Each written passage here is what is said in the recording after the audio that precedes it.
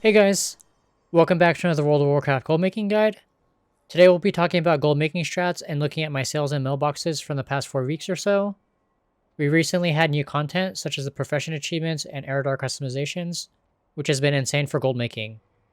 Let's take a look and discuss some of the best gold making methods right now in 10.1.7. On this tune, I have over 5.1 million gold in sales. You can see that I sold a bunch of the Infernal Brimstone and Hardened Fellglass the first week that the profession achievements were added to the game. We looked at all the achievements during my Twitch stream a week prior, and speculated that the Legion Engineering mats would be good items to flip. I bought out the Infernal Brimstones at around 20 gold each, and Hardened Fellglass for around 200 gold. The Fellglass was an insane investment. You can see we were selling them for as much as 16k each, which is 80 times what we paid. I'm still using my excess Shadowflame essences to craft the Shadowflame tempered armor patches, making sure to use the lesser illustrious insights to guarantee only rank 3 of the armor patches. I've also been making a decent amount of gold here, flipping and crafting the Butterbrick quest items. You can see sales on the Alexstrasza at rank 3, I guess some Emerald rank 3, as well as some of the Feral Hide drums crafted with leatherworking. We also had one big sale this past week. Sold one of the TCG mounts, the X51 Nether Rocket Extreme, for 2.85 million after the auction house cut. This particular one we got from a black market container back in Shadowlands. This is another tune where I sold some of my Hardened Fellglass. You can see the sell prices here are much lower, around 1k each. And that is because these sales happened after they added the sprocket containers to a vendor. You can trade in Fellslate and Laystone ore to purchase the containers from one of the engineering vendors in New Dalaran, and they always have one Hardened Fellglass in them.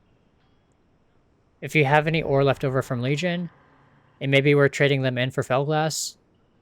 It may also be worth buying cheap ore off the auction house and turning those into Hardened Fellglass if it's profitable to do so.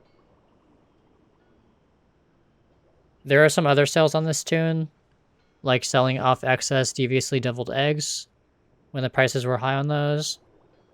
I did also sell off some of my excess Vibrant Wildercloth Bolts rank 2 when we had the Tailoring Barterbrick quest 2 weeks ago.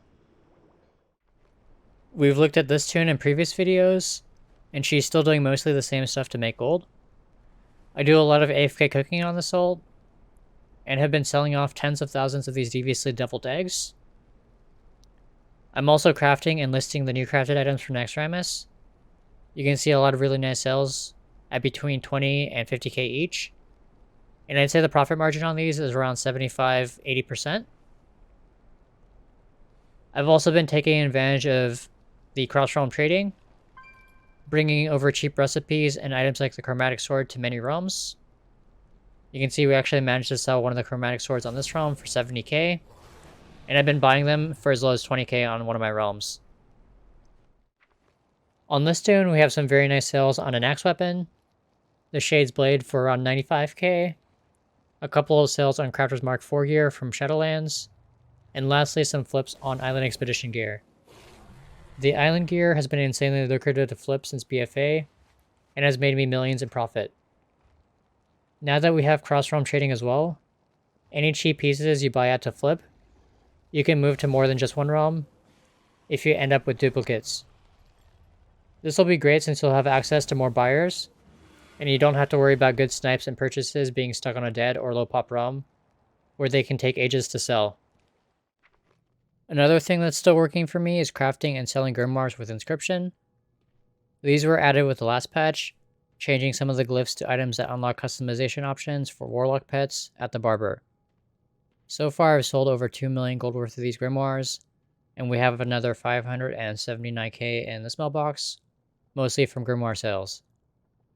These are considered a commodity, which means they benefit from being on the region-wide auction house, and are high-velocity items. It's definitely worth getting all 6 recipes and selling these if you can source cheap Legion herbs or pigments. With the new Eredar customization options for Draenei, there is gold making potential by flipping or farming the Legion mats from Argus. Once you do the short quest line to unlock them, You can come to this vendor, Gold the Blacksmith, and Crocodile Hovel.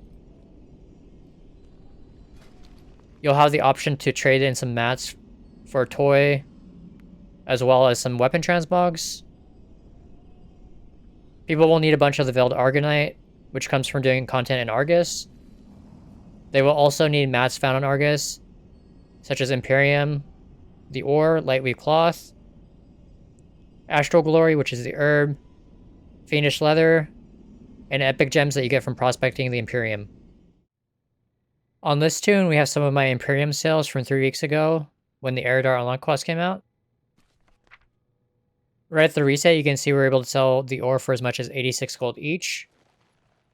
Our first sale was a stack of 844 for 72k. Even after a few days, they were still selling for around 50 gold each. Prices are down to around 20 gold per ore right now, but it may still be worth farming these ore, or farming the Primal Sargerite to use at the trader for ore and the other mats. Here are my gem sales from the first week.